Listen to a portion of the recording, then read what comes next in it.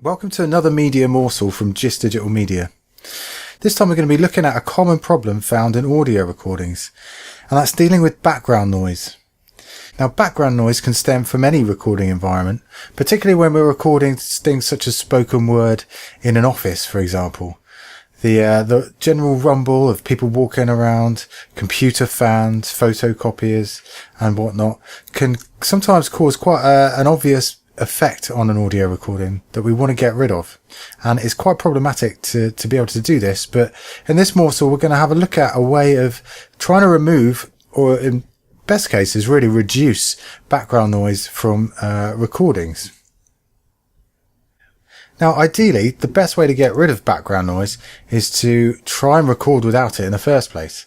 So if there's anywhere where you can make recordings that provides a quiet space away from the sounds of traffic and people talking and whatnot, then that's ideal. But sometimes we don't even notice background noise until we've actually done a recording and we've listened back to it later on.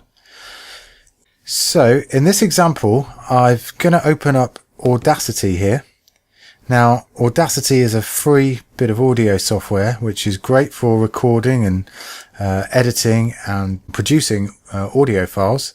So what I've got here, I have a recording that I've already made, and it contains some spoken word, but it has quite a bit of background noise on the file itself. Now, if I play it from the beginning, you can hear it.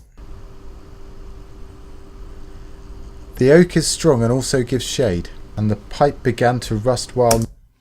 Okay, we can see here at the beginning, before the actual voice starts speaking, that there is a waveform here, which is actually our background noise, and it's at the end here as well. So we've got quite a strong background noise that when I finished my production and turned it up and made it a nice volume, it's going to be quite obvious and just a bit off-putting over the top of this. So in Audacity, there's a quick and simple way of getting rid of this background noise. Now, by using the selection tool chosen up here in the toolbar, I can select an area of the background noise. So I'm going to select this area here before the voice starts talking. I'm going to click on the effects menu and scroll down till I find the noise removal effect.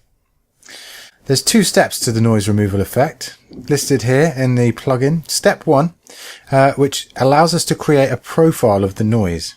So where we've selected the area of the noise, by clicking on Get Noise Profile, it remembers the actual noise inside the noise remover tool. And then when I select the whole area of this file, and it's going to analyze that file for any noise similar to what we've saved in the noise profile and hopefully get rid of it. So I'm going to click OK in step 2. So now when we play the audio file back, the noise that was there should now have gone. The oak is strong and also gives shade, and the pipe began to rust. So let's just have a quick check of what it did sound like a second ago from the beginning. The oak is strong and also gives shade, and we can hear again when the noise removal is applied.